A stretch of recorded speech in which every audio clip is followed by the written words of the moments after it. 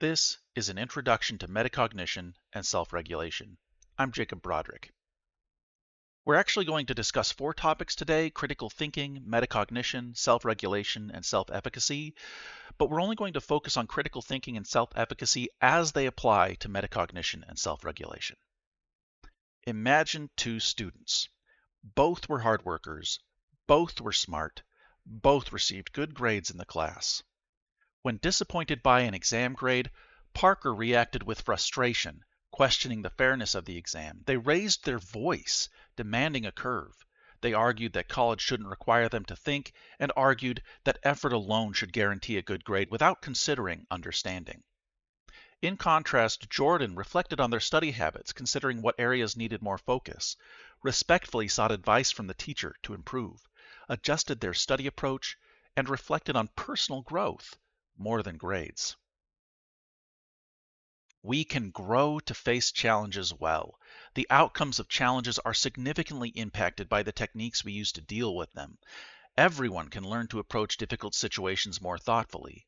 By doing so, you can have better relationships with teachers, peers, and coworkers, succeed more readily in your classes and at work, and feel greater enjoyment in your learning process. So why are we even talking about this? Well, critical thinking, metacognition, self-regulation, and self-efficacy, they are not pseudo or pop scientific concepts, nor are the things we'll talk about merely my opinions. The content of this video is my attempt to introduce the best science I'm aware of. Students who master these concepts will have all the benefits I've described and more. Scientific research supports this fact. By the end of this video, you will grasp the essence of critical thinking and how it impacts your decisions. Discover the power of metacognition in enhancing your learning process. Learn how self-regulation can boost your productivity and success, and understand the role of self-efficacy in driving motivation and persistence. Richard Paul and his colleagues, in a 1997 report to the state of California about critical thinking at schools, said, all students can be taught so that they learn how to bring the basic tools of disciplined reasoning into every subject they study. Let's start with critical thinking. We can develop critical thinking skills. Playing a video game on hard mode sharpens your skills. This is in part because you develop an improved ability to think through and interact with the game's mechanics. Similarly, anytime you challenge yourself, you improve your ability to think critically. However, we can accelerate the rate at which we improve our critical thinking beyond just challenging ourselves. By understanding what critical thinking is and how it works, we can identify and practice specific skills that will make us more effective at thinking critically. What is critical thinking? I like to define critical thinking as the kind of thinking we do when the outcomes matter. Dwyer et al. Say, critical thinking is a metacognitive process that, through purposeful, reflective judgment, increases the chances of producing a logical conclusion to an argument or a solution to a problem. The phrase purposeful, reflective judgment is often used to help define critical thinking. Critical thinking is positive. The word critical sometimes takes on a negative connotation. Someone critiquing your outfit might feel insulting. However, critical thinking is a means of providing feedback to ourselves on our own thoughts. It's a broad process of evaluating and improving the quality of our thoughts. The goal is to have the best thoughts we can, not to feel badly about our thoughts. Critical thinking is a metacognitive process. Notice that Dwyer's definition of critical thought suggests that the purposeful, reflective judgment is a metacognitive process. To become effective at thinking critically, then, it is valuable to understand metacognition. Let's do a critical thinking activity. Reflect on the following scenario. You're faced with a choice between 2 job offers. One offers a higher salary, but the other promises more growth opportunities. What factors would you consider to make the best decision? Pause the video and think through this activity. Next, we'll cover metacognition. Metacognition is thinking about thinking. Metacognition is like opening the hood of the car to see how the engine makes the wheels turn. When you consider how and why you think what you do, you are engaging in metacognition. As an example, imagine a group discussion in which another student casually mentions that they finished their essay over the weekend. You suddenly feel a surge of anger or frustration. For some reason, their comment really gets under your skin. But why?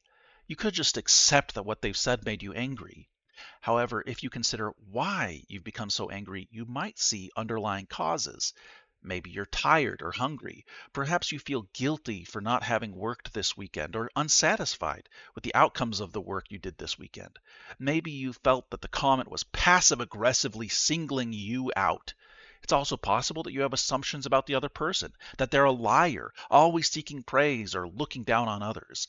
Whether these perceptions are true or not, by considering the cause of your anger, you can become aware of the perceptions. Note that placing blame on yourself or the other person is not the point of thinking about why. Rather, the purpose is to understand the underlying causes of your thoughts and feelings. Metacognition takes a step back and considers what's under the hood of our thoughts. Metacognition is a part of the learning process. Effective studiers ask themselves what they understand and how well.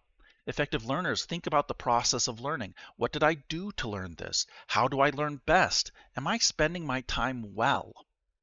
After considering our thoughts, a great next step is to act on our self-evaluation. This is known as self-regulation. Let's do a metacognition activity. Think about a time when you struggled to learn something new. Consider, what strategies did you use to learn? How did you evaluate your progress? How could you apply metacognition to improve your learning process next time? Pause the video and think through these things. All right, let's move forward with self-regulation. Metacognition leads to self-regulation. Now that we have a basic understanding of metacognition, let's look at what we can do with the insights we gain. Self-regulation can be seen as reacting productively to metacognition. Self-regulation lets improve and adapt your learning strategies. Self-regulation means acting on your evaluation of your process. For example, if you have a system for studying for a class, that system is probably helping you to learn more than a student with no system. At the same time, your system is unlikely to be the best system. It could be improved in a variety of ways, allowing you to learn concepts more thoroughly, recall concepts more readily, learn more efficiently so you don't have to spend as much time studying, and enjoy the learning process more. To achieve these goals, you would need to understand the system that you have in place. You need to understand how it interacts with your learning styles, your personality, your schedule, and so forth. By metacognitively processing how your system works for you, you can identify ways to improve that system. Improving the system is self-regulation. Self-regulation is a process and a lifestyle. You set goals, you accomplish those goals, you monitor and evaluate your progress, you allow yourself to feel emotions about your progress. Self-satisfaction can help you stick to a challenging system and overcome frustration or disappointment. Dissatisfaction can help you identify areas of improvement. Then you adjust your behaviors or your strategies. So you set or adjust goals, you then act, and then you evaluate your actions and your goals, and you set and adjust more goals. Self-regulation is partly within you. Self-regulation involves motivation, self-discipline, and emotional regulation. You do not simply improve your behaviors and methods. You also work to maintain motivation to stick to your imperfect but improving systems. You manage your emotions that might interfere with success. Let's do a self-regulation activity. Set a specific goal for something you're working on right now. What steps will you take to achieve it? How will you track your progress? What adjustments might you make if you face challenges? Pause the video and think through these things. Lastly, let's touch on self-efficacy. Self-efficacy drives motivation and persistence. Self-esteem is feeling generally good about yourself or believing you're a good person. This is not the same as self-efficacy. Self-efficacy is the belief that you can accomplish specific goals. Believing in your ability to accomplish a task will make the task more accessible to you. You'll be more committed to your goal and engaged in problem solving. Albert Bendaru, who first defined self-efficacy, said, "Unless people believe they can produce desired effects by their actions, they have little incentive to act." Efficacy belief, therefore, is a major basis of action. People guide their lives by their beliefs of personal efficacy. Let's do a self-efficacy activity. Think of a time when you successfully completed a challenging task.